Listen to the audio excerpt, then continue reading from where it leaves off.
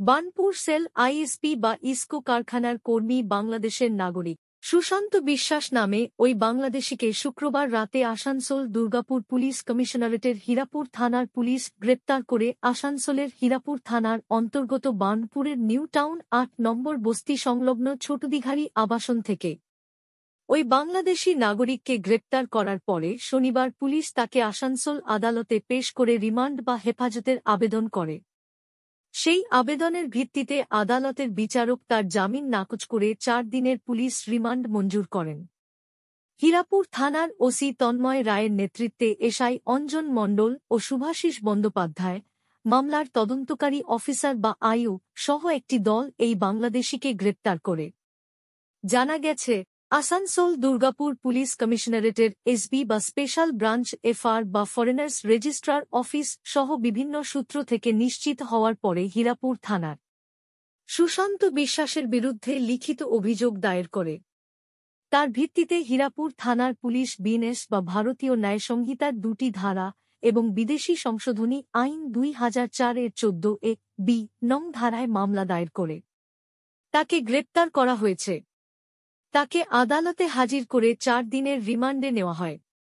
উল্লেখ্য, সুশান্ত বিশ্বাস Burnpur sell ISP বা ইসকো কারখানার একজন কর্মী। তিনি ছোটাদিঘারির কোয়ার্টার বা আবাসন নং আরডি ৮ই ৫ ফেব্রুয়ারি এ থাকতেন, যিনি গোপনে বাংলাদেশ থেকে এসে ভারতে বসবাস করছিলেন। পুলিশ সূত্রে জানা গেছে, সুশান্ত বিশ্বাস ১৯৮৯ সালে বাংলাদেশ থেকে গোপনে ভারতে এসেছিলেন, যখন তার বাবা-মা দুজনেই বাংলাদেশে থাকতেন। তার ভাই দুলাল চন্দ্র বিশ্বাস এখনও বাংলাদেশের পণ্ডিতপুর গ্রামে থাকেন, যেখানে তার পৈতৃক নিবাস। সীমান্ত পার করার পর তিনি তার বোন বাসনা বিশ্বাসের বাড়িতে কেসাইপুর গ্রামে, ডাকঘর চূর্ণী, রঘুনাথপুর, থানাধনতলা, জেলান্দিয়ায় ছিলেন। এরপর তিনি ১৯৯০-৯১ সালে একটি জাল চতুর্থ শ্রেণীর সার্টিফিকেট তৈরি করেন এবং ১৯৯১ সালে ৫ম শ্রেণীতে ভর্তি হন। তিনি পরে স্নাতক এবং আইটিআই প্রশিক্ষণ পর্যন্ত তার পড়াশোনা সম্পন্ন করেন। ২০০৩ সালে তিনি কেসাইপুর ঠিকানায় জালিয়াতির মাধ্যমে ভোটার আইডি কার্ড নম্বর MTM ২৪,৮৭,৯২৬ সংগ্রহ করেন। ২০২১-২২ সালে সেই ভোটার কার্ড এবং আধার কার্ডগুলি আসানসোলের ঠিকানায় স্থানান্তরিত করা হয়েছিল।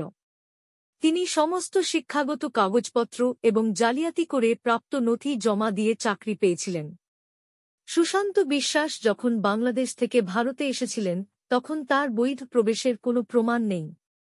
তাই তিনি জন্মসূত্রে বাংলাদেশী নাগরিক, ভারতীয় নাগরিক নন। এখন পুলিশ নিশ্চিত হওয়ার চেষ্টা করছে যে গ্রেপ্তার হওয়া এই ব্যক্তি কি বৃহত্তর কোনো নেটওয়ার্কের অংশ ছিল, নাকি ব্যক্তিগত পর্যায়ে সে অবৈধভাবে বসবাস করছিল। পুলিশের এক আধিকারিক বলেন, তদন্তের সময় তার কাছ থেকে পাওয়া নথিপত্র পরীক্ষা করবে এবং সে কতদিন ধরে ওই এলাকায় বসবাস করছিল তাও খুঁজে বার করা হবে। স্থানীয় বাসিন্দাদের কাছ থেকেও তার সম্পর্কে তথ্য সংগ্রহ করা হচ্ছে। এই গ্রেপ্তারের ফলে এলাকায় অবৈধভাবে বসবাসকারী অন্যান্য বিদেশি নাগরিকদের বিরুদ্ধে পুলিশি ব্যবস্থা আরও তীব্র হওয়ার সম্ভাবনা রয়েছে। ৪ দিনের রিমান্ডের সময় পুলিশ এই মামলায় আরও গুরুত্বপূর্ণ তথ্য পাবে বলে আশা করছে, যা পরবর্তী ক্ষেত্রে কাজে লাগবে।